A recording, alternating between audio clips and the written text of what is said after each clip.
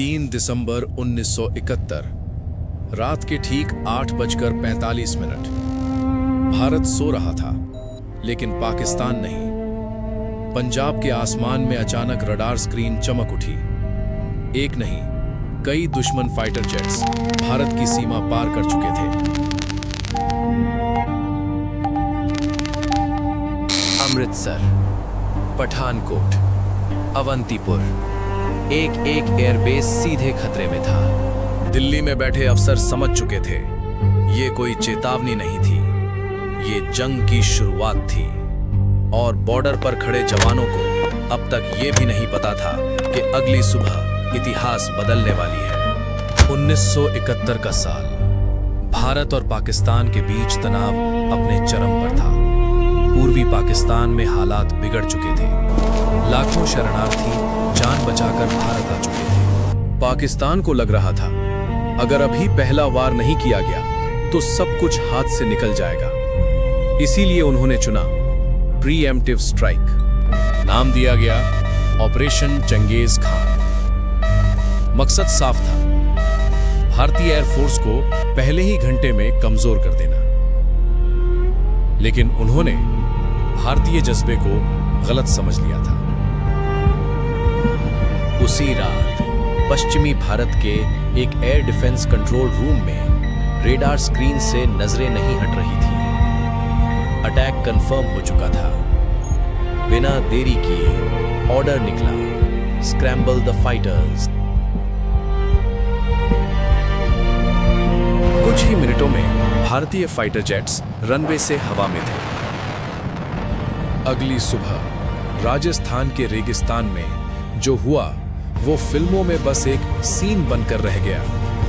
असल में wing commander Jagmohan नाथ अपने हंटर जेट्स के साथ नीची उड़ान भरते हुए सीधे दुश्मन के टैंक्स पर टूट पड़े। धूल, आग और धमाकों के बीच पाकिस्तानी टैंक कॉलम रुक गया। अगर ये हमला ना होता तो बॉर्डर की वो पोस्ट शायद सुबह तक बचती ही नहीं। उसी वक्त लोंगेवाला सेक्टर में भारतीय सेना की एक छोटी सी पोस्ट चारों तरफ से घिरी हुई थी। सामने दर्जनों दुश्मन टैंक, पीछे खुला रेगिस्तान। कम्युनिकेशन कमजोर था, सप्लाई सीमित थी, लेकिन वहां मौजूद थे ब्रिगेडियर कुलदीप सिंह चांदपुर। उनके सामने विकल्प था पीछे हट जाना, लेकिन उन्होंने मना कर दिया। आदेश साफ था, हम यहीं रुकेंगे। पूरी रात भारतीय जवान टैंकों के सामने डटे रहे। हर मिनट एयर सपोर्ट का इंतजार था, और जब आसमान से हंटर जेट्स की आवाज गूंजी तो खेल पलट चुका था। जब जमीन और आसमान पर लड़ाई चल रही थी, उसी वक्त समुद्र में एक खामोश जंग शुरू हो चुकी थी। भारतीय नौसेना प्रमुख एडमिरल एसएम नंदा जानते थे कि अगर पाकिस्तान की सप्लाई लाइन कट गई तो ये जंग ज्यादा दिन नहीं चलेगी। भारतीय नौसेना के जहाज चुपचाप कराची पोर्ट के आसपास अपनी पोजीशन ले चुके थे। तेल के टैंकर, हथियारों के जहाज सब निशाने पर थे। इसी दौरान भारतीय नौसेना का एक जहाज दुश्मन के हमले में फंस गया। उसके कप्तान कमांडर एमएन मुल्ला ने जहाज छोड़ने से इनकार कर दिया। वो अपने क्रू को बचाते हुए खुद जहाज के साथ समुद्र में समा गए। अब तस्वीर साफ हो चुकी थी। आसमान में एयरफोर्स दुश्मन को रोक रही थी, समुद्र में नेवी उसकी सांसें काट रही थी, और जमीन पर सेना एक इंच भी पीछे नहीं हटी। ये तीन अलग अलग लड़ाइयां नहीं थी, ये एक ही जंग थी, 3 मोर्चों पर। अगर इनमें से एक भी कमजोर पड़ता तो नतीजा कुछ और होता, लेकिन ऐसा नहीं हुआ।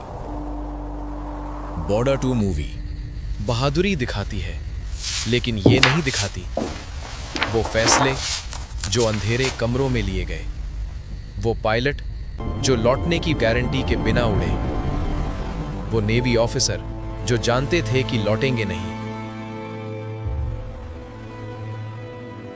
ये नाम पोस्टर्स पर नहीं थे, लेकिन जंग इन्हीं नामों से जीती गई।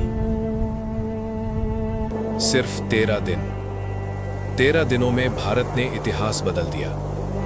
ये जीत नारों से नहीं आई, ये आई अनुशासन से, साहस से और बलिदान से।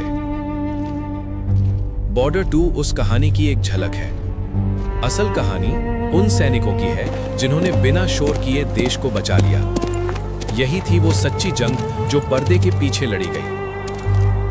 ये थी भारत और पाकिस्तान के बीच 1971 की वो जंग जिसकी एक झलक बॉर्डर 2 दिखाती है। लेकिन असल कहानी उन सैनिकों की है जिन्होंने बिना शोर किए देश को बचा लिया। अगर वीडियो पसंद आई हो तो एक लाइक जरूर करें और कमेंट में लिखिए जय हिंद। ऐसी ही सच्ची कहानियों के लिए चैनल को सब्सक्राइब कर दीजिए। जय हिंद।